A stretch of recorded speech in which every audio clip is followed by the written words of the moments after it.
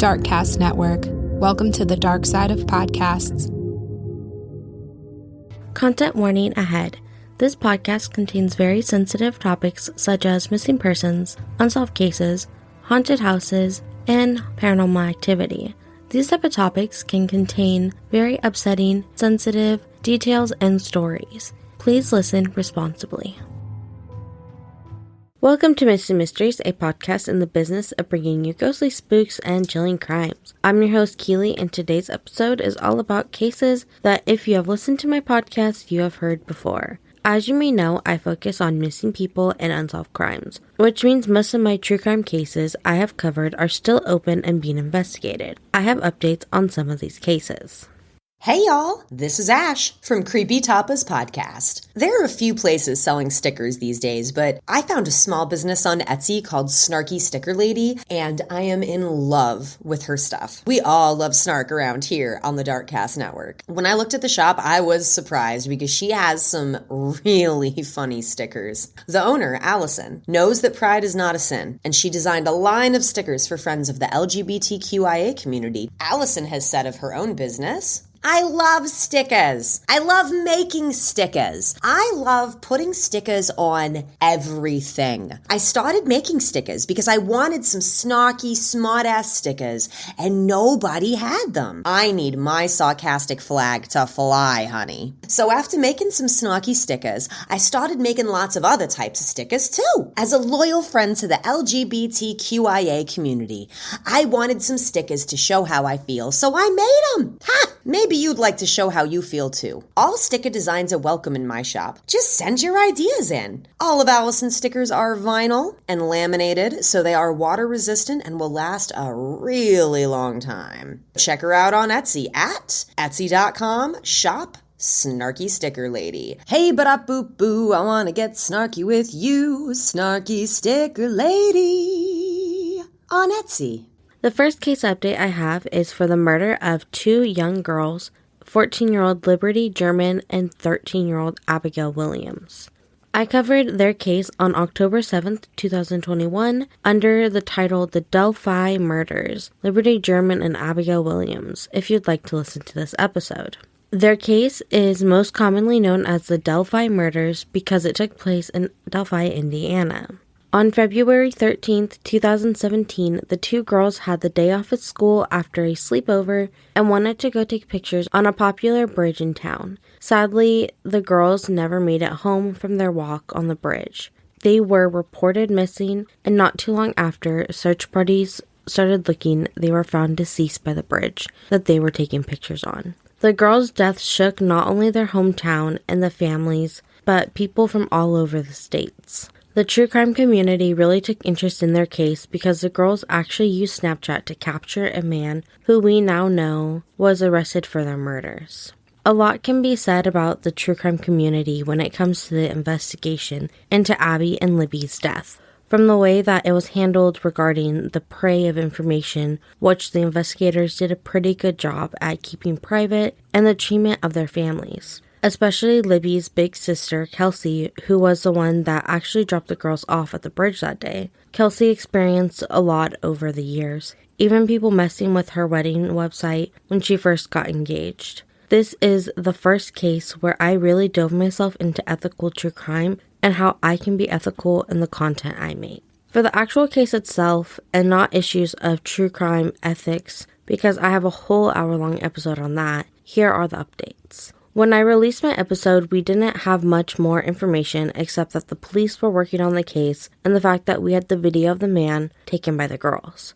Since then, in late 2021, it was announced that the police were looking for information on a catfish account called Anthony_Shots that ran between 2016 and 2017. It used the pictures of a now 25-year-old father of two and police officer, but the pictures were from when he was in his teen years. Police have never announced what the possible connection may be to Abby and Libby, but the man behind the account was found to be 27-year-old Keegan Anthony Klein. We still don't have answers to the connection he or this account may have to Abby or Libby, or if they found he has any connections, but the biggest update to this case dropped on Halloween of 2022, when the Indiana State Police held a press conference to announce that they had arrested and charged 50-year-old Richard Allen with 2 counts of murder in the case of Liberty German and Abigail Williams. Since the arrest of Richard Allen, the German and the Williams family have been fighting to keep details of the girl's death quiet, while Allen's defense team worked to put a gag order on everyone involved in this case, including the families. The defense team have also pushed to have the trial moved to another county to prevent any bias the jury may have had in a smaller town, but it was determined that they would pull jurors from other counties instead. I won't share any information that has been spread around or any facts about this case that may be out there because this can hurt the justice process this far in. What we know for now is that Richard's defense team is pushing for a more affordable bail for him and successfully pushed the trial to June of 2023, although it seems they are pushing for the trial to not even be set till sometime next year. For the next case update is Elnaz Hajtamiri. I covered her case on April 30th, 2022 under the title Abduction of Elnaz Hajtamiri if you would like to listen to this episode yourself. In this episode, I covered 2 separate cases. One was only about 5 minutes. I will be covering the update for that case as well, but first I'm going to tell you about Elnaz. Around 2018, Elnaz moved to Canada from her home country in Iran after the death of her husband. There, she became a permanent resident and lived what seemed like a pretty normal life until she was assaulted on December 20th, 2021 in the underground parking structure of her condo by 2 men, leaving her with 40 stitches on her face and her head. After receiving medical attention from the hospital, she was taken back to her condo to collect her belongings. Then she was taken to this safe house in Wasaga Beach. This safe house became a place of horror on January 12th, 2022, when 3 people dressed in police uniforms broke into the home and abducted Elnaz. I ended this episode by sharing that one of the men had been arrested for the assault of Elnaz in December, and 1 arrest warrant has been issued for a second man in the attack named Hashdeep Binner.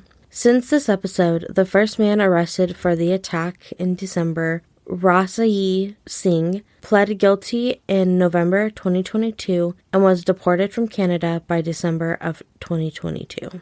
Harshdeep Binner was arrested and charged in September of 2022 for attempted murder, attempted kidnapping, mischief to property over $5,000, and possession of stolen property over $5,000. This is the same that his accomplice in the attack was charged with and pled guilty to. Binner remains in custody and will go to court for his charges in March.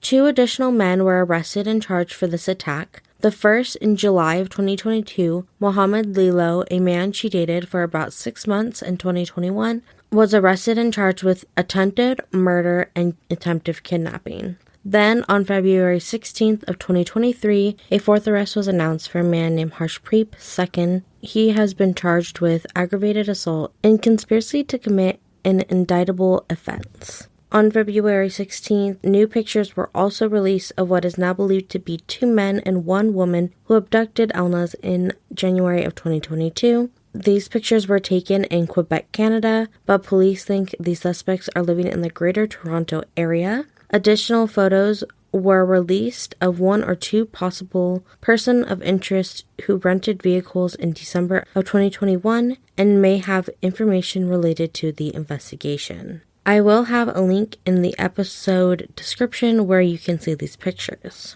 As for Elnaz, she's a 37-year-old woman and she is still missing. As a reminder, she is described as 5'3" with a slim build. She has shoulder-length black hair, which was cut to a shorter length before her abduction, and brown eyes. She also goes by the name Tamari. If you know anything, please contact police at 888-310-1122 or the dedicated hashtag Bring Elnaz Home tip line at 833-728-3415. This can also be anonymously done at 800-222-8477 or at crimestoppers.sdm.com.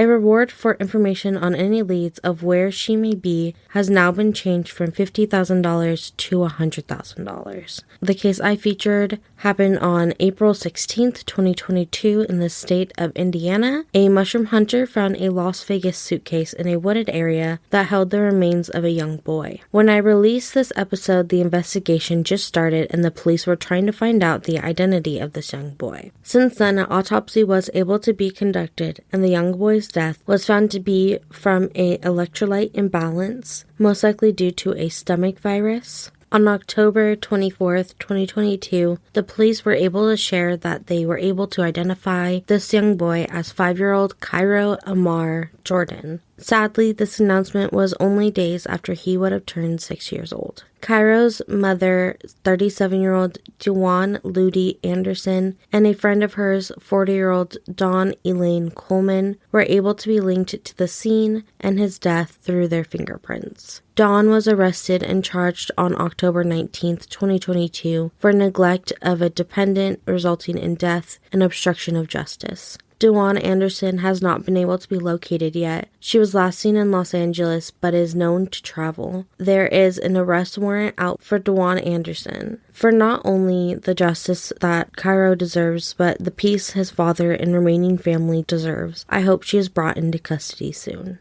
At this point, I don't have any other further updates on cases, or at least any that have been announced to the public by law enforcement or by families. I hope that this is a type of episode I can do again, and one day I really hope I can tell you that the missing people I have talked about are home with their families. Now I'm going to end this episode in a way I normally don't, but I'll be reading to you the names of those who are still missing. Logan Schindelman, his case is my very first episode available to listen to. He was just 19 years old when he went missing on May 19th, 2016 out of Tumwater, Washington. Vanessa Morales, even though her father has been arrested, charged, and has appeared in court numerous times for her mother's murder, she is still missing. She was just 1 year old when she was reported missing on December 2nd, 2019 out of Ansonia, Connecticut, when her mother was found deceased in their home.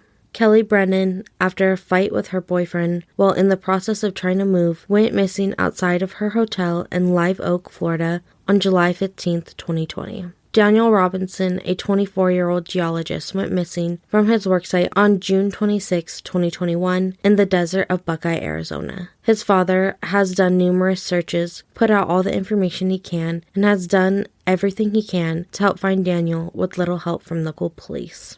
5-year-old Alexis Hernandez went missing on May 1st, 2002 in San Francisco with his 24-year-old mom, Evelyn, who was only days away from her due date with her second child. Evelyn was found deceased in the same exact location that Lacey Peterson in 2002 was found, but she was found in July of that year. Alexis and his sibling, if Evelyn did give birth before her death, are still missing. Alicia Markovich was 15 years old when she had an argument with her dad and never returned home. She has been missing since April 26, 1987, from Blairville, Pennsylvania. Keisha Jacobs was 21 when she went missing from a friend's party in Richmond, Virginia on September 26, 2016. Recently, a person of interest in her case was arrested and charged after he murdered another woman in her apartment.